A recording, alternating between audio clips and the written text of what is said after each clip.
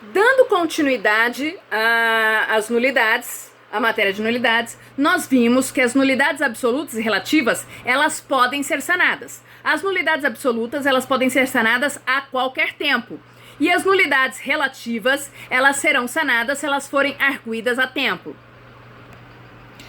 Quando houver incompetência de juízo, não é? Haverá apenas a anulação dos atos decisórios do juiz, tá? Aí isso será anulado e aí o processo será remetido ao juiz competente. Quando nós estivermos falando de ilegitimidade de parte, ou seja, a parte não é legítima para entrar com a ação, tá? Aí isso pode ser sanado a qualquer tempo e os atos serão validados. Quando houver omissão na denúncia, na queixa, na representação, na portaria ou no flagrante, porque falta assinatura, falta rol de testemunhas, isso também pode ser suprido a qualquer tempo antes da sentença final. Quando houver, né, ou falta ou, né, nulidade na citação, na intimação, na notificação, isso vai ser sanado desde que haja o comparecimento da pessoa que foi citada, ou intimada, ou notificada antes da consumação do ato.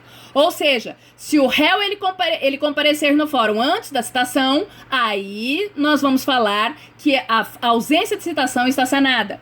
Se a testemunha, né, ela compareceu antes de chegar a intimação na sua residência, aí a gente fala que a ausência da intimação, porque o juiz não mandou intimar, aí estará sanado. Se a pessoa que tem que ser notificada, e aí existe uma ausência de uma notificação, mas ela comparecer à audiência sem essa notificação, aí a gente fala que está sanado.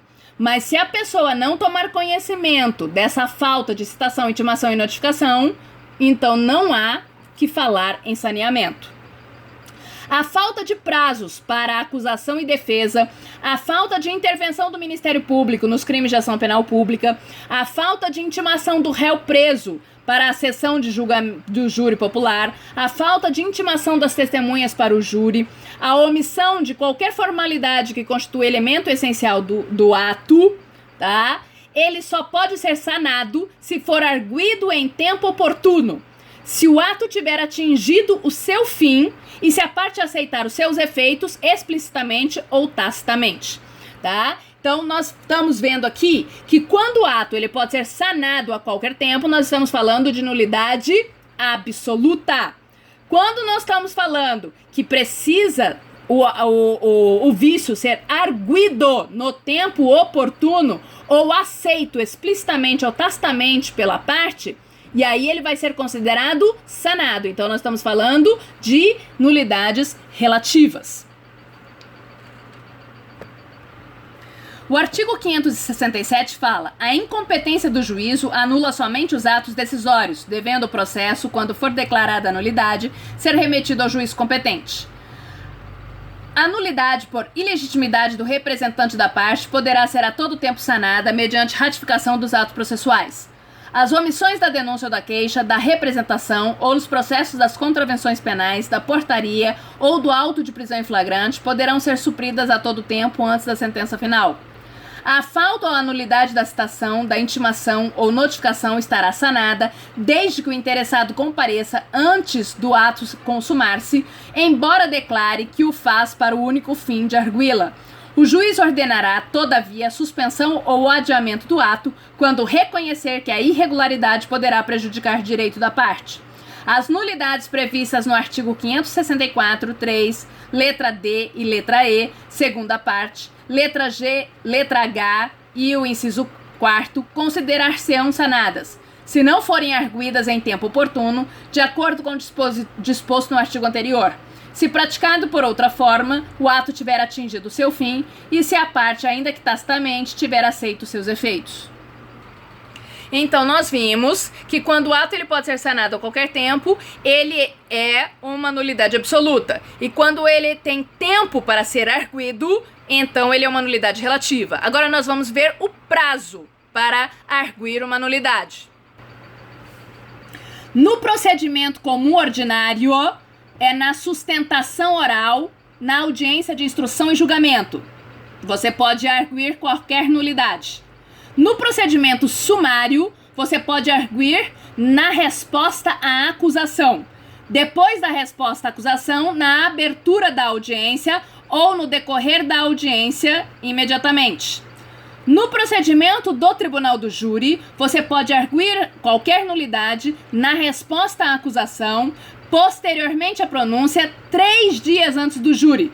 Então, depois da pronúncia, você tem até 3 dias antes do júri para arguir qualquer nulidade. Dentro do júri, tá bom? Logo após que elas ocorrerem. Então, ocorreu, você já tem que arguir. Você não pode esperar o fim do júri. Nos procedimentos especiais, tá? Né? Na sustentação oral dentro da audiência de instrução e julgamento. No Supremo Tribunal Federal, somente na sustentação oral.